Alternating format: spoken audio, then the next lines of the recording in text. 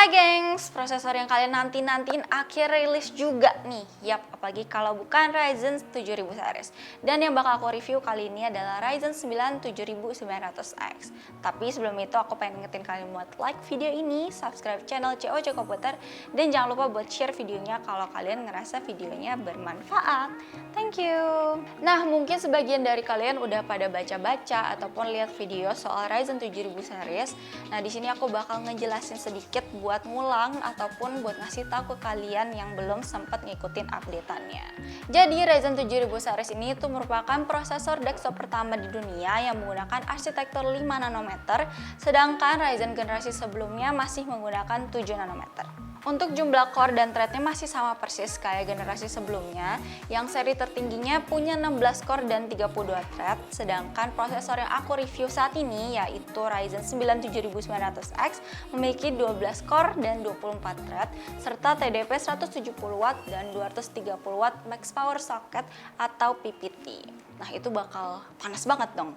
Sabar dulu, nanti bakal aku bahas. Ryzen 9 7900X memiliki base clock di 4,7 GHz dan max boost-nya di 5,6 GHz. Tinggi banget kan?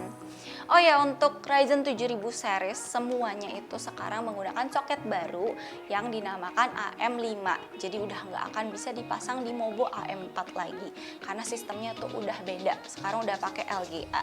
Jadi pin-pinnya itu udah nggak di prosesornya lagi, melainkan pindah di Mobo-nya guys, begitu. Nah, kalau untuk coolernya kalian nggak perlu khawatir soal bracket karena masih kompatibel kok pakai cooler dengan bracket AM4. Terus untuk RAM ini wajib dan harus banget pakai RAM DDR5, jangan maksa pakai RAM DDR4. BTW, AMD sekarang punya fitur baru namanya AMD Expo. Ini sih kurang lebih ya mirip-mirip sama XMP ya, cuma ini tuh buatan AMD. Terus bedanya apa? Bukannya AMD punya DOCP sama IOCP. Nah, DOCP sama IOCP ini itu tuh buatan Asus sama Gigabyte buat mobonya mereka. Jadi sekarang AMD nyiptain Expo buat standarisasi ke semua mobo AMD. Nantinya RAM bakal punya label khusus AMD Expo itu tuh buat yang lolos sama kualifikasinya. Untuk perbedaannya sama XMP, AMD Expo bakal punya latency yang lebih rendah.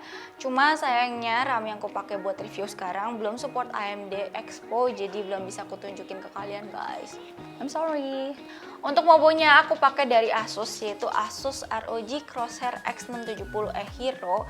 Ini mobonya udah support PCIe 5 baik VGA maupun SSD NVMe.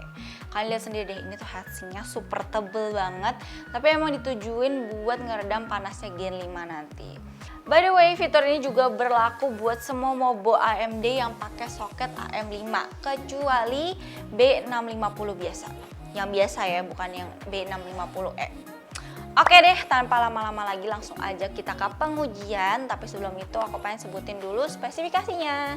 Prosesor Ryzen 9 7900X, motherboard Asus ROG Crosshair X670E Hero, VGA Asus TUF RTX 3080 Ti 12GB, cooler Asus TUF Liquid Cooler 240 mm, RAM Corsair Dominator Platinum RGB 6200 MHz 2x16GB DDR5, SSD Corsair MP600 Pro NVMe Gen 4 1TB, power supply Be Quiet Dark Power Pro 12850W, dan casing Asus TUF Gaming GT501.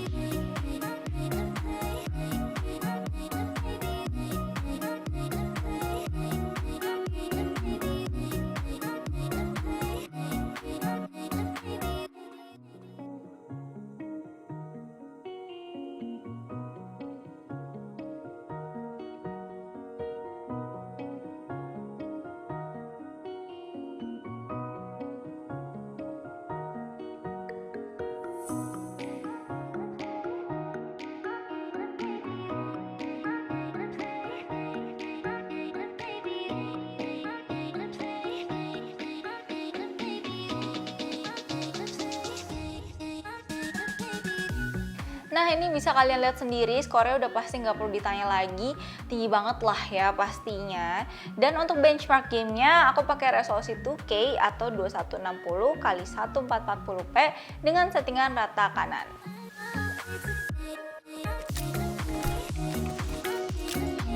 Di game Cyberpunk 2077 aku dapat average di 122 fps.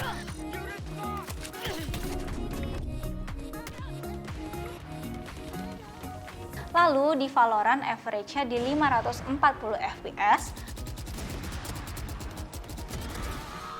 Lanjut ke game Dota 2, aku dapat average-nya di 370 fps. Far Cry 5 aku dapat average di 168 fps. Lalu untuk game Resident Evil Village dapat average-nya di 220 fps. Dan terakhir GTA 5 aku dapat average di 188 fps. Tapi ini perlu diingat ya, buat semua gamenya di resolusi 2560 x 1440p dengan settingan full rata kanan. Walaupun fps-nya yang dihasilkan tuh cukup besar, tapi CPU usage-nya rata-rata belum terlalu optimal. Nah semoga setelah video ini dirilis bakalan ada update buat memaksimalkan pemakaian prosesornya. Oh ya, semua lini Ryzen 7000 series ini terdapat iGPU, tapi emang nggak ditujuin buat gaming. Jadi ya cuma bisa yang penting nyala aja gitu. Walaupun kayak gitu, ini lumayan penting loh. Jadi kalau misalnya VGA kalian rusak, kalian nggak perlu bingung cari VGA lain cuma buat mastiin kalau VGA kalian bermasalah. Tapi dengan performa setinggi itu, pastinya juga diimbangi sama suhu yang cukup tinggi. Saat pengujian suhunya tuh bisa mencapai 90-an derajat. Dan kalau kalian perhatiin, boost clock-nya tuh bakal turun waktu suhunya mendekati 95 derajat. Ya sih, tinggi banget sih ya. Terus gimana dong? Tenang aja, kalian gak usah panik. Kalian tinggal install aplikasi Ryzen Master, terus kita undervolt deh ke 1,1 volt dan clock speednya ke 5,225 GHz. Alhasil, suhunya tuh bakal turun drastis banget. Hah, tapi sayang banget dong Kak, nanti performanya bakal ikutan turun. Eits, ini dia keunikan dari Ryzen 7000 series berkat arsitektur 5 nanometernya. Jadi walaupun diturunin cukup jauh, tapi performanya itu hampir gak ada bedanya loh. Bahkan di beberapa skenario skornya malah bisa jadi lebih tinggi.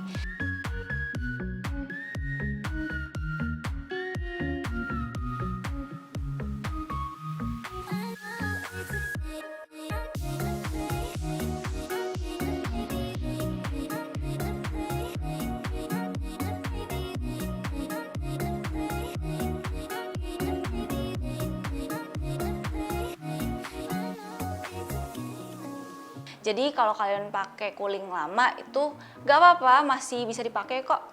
Bahkan suggest dari AMD untuk Ryzen 5 dan Ryzen 7 7000 series cukup pakai HSF aja. Setelah video ini dirilis, nantinya bakal ada fitur Eco Mode yang gunanya buat nurunin TDP ke 65 watt aja, jadi bakal makin dingin dan hemat listrik. Oke, last Ryzen 5700 series ini juga dibekali dengan AVX 512. Ini tuh biasanya buat AI atau deep learning, tapi katanya juga berguna buat simulator. Kayak simulator PS3 dan lain-lain. Kayak kabar gembira banget gak sih buat kalian para penggemar simulator?